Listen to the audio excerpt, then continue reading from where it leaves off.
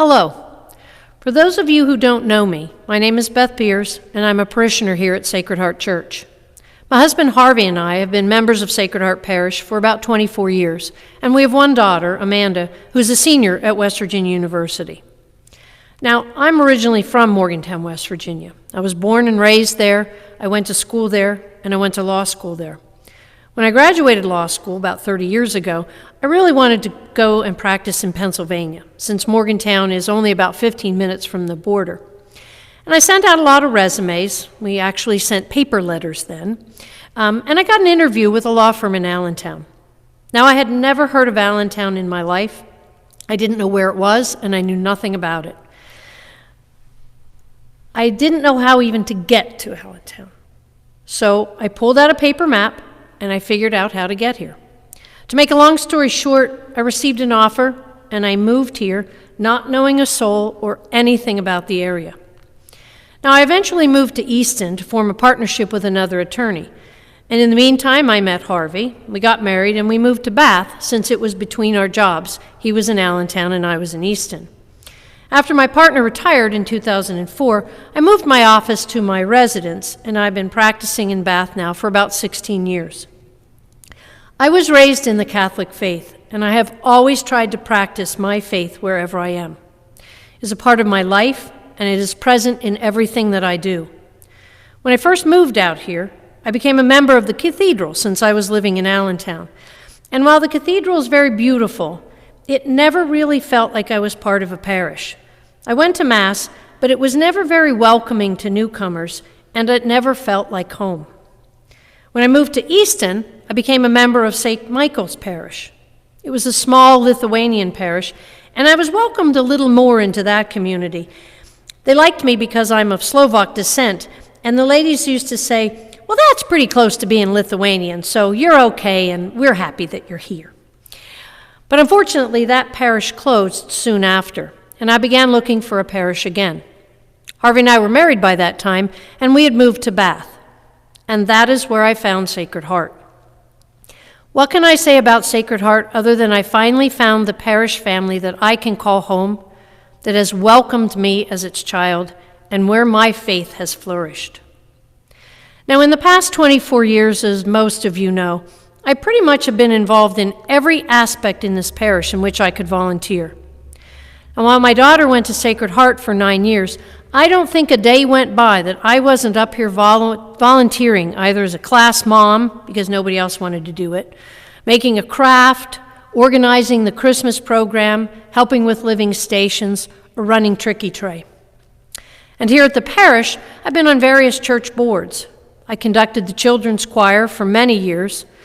I've been in charge of the soda stand at the church picnic for more than 14 years, and I volunteered for probably every fundraiser that this church has had, even though I truly do hate sweeping the floors at the church breakfast, but that's what I usually have to do. Pretty much if something has to be done, I would do it, and I still heed that call. And why? Because that's what you do for your family and your faith. I believe a life of service is what we're called to do, and is the best way that we can honor God and live our faith. I became a lawyer to help people, and that is what I strive to do every day. It's not about success. I care really about being able to put my head on my pillow each night and know that I did my best. There may be things that we can't do, but if we do our best, I believe that that is all God asks of us. When I volunteered with the little kids with the children's choir, I used to tell them that I didn't expect perfection. I only asked that they do their best. And I always ask for the best for Sacred Heart because what I do I don't consider work. I consider it an honor to help, and for me it's very easy. We were given suggestions on what to include in our talks, and one of the points was to say how our lives have been changed or how we've been blessed by Sacred Heart. Now, how has my life been changed? Well, for me, that's easy. I don't have a large extended family outside of Harvey and Amanda, just my dad, who many of you know, and coming to the Lehigh Valley like I did from outside was very hard. But Sacred Heart changed my life by taking me in, giving me a safe haven where I could grow in my faith, be a part of a truly loving family, and allow me to make this parish something special. You all have been there when I needed help, when I was going through hard times. All I had to do was ask, and help was there.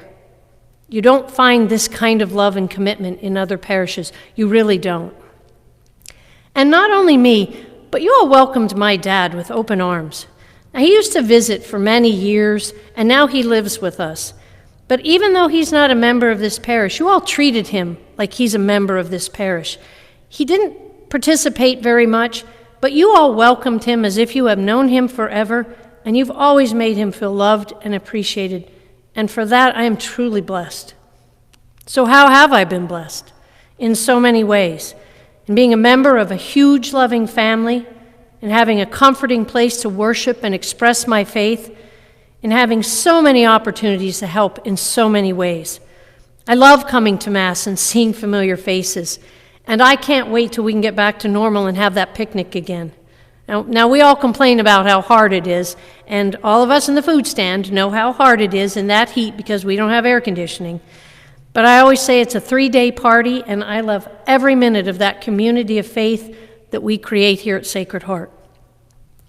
I know that God has a plan for all of us, and I'm glad that He thought me worthy to let me be a part of Sacred Heart. We've all gone through some tough times here, but our faith never falters. Our love of the church and community never wanes, and that is a testament to the beauty and faith and value of Sacred Heart Church. And what better time to experience the beauty of our faith and of our church than during Lent, when we are focused on prayer and fasting and almsgiving. I want to thank Father Butera for giving me this opportunity to speak to you today. I invite all of you to take that next step to get involved with the parish too. Most of you already know me, but for those that you do not, I hope to get to know you. I hope that you will learn to love Sacred Heart as much as I do, and I hope that we continue to grow in love and faith. Thank you.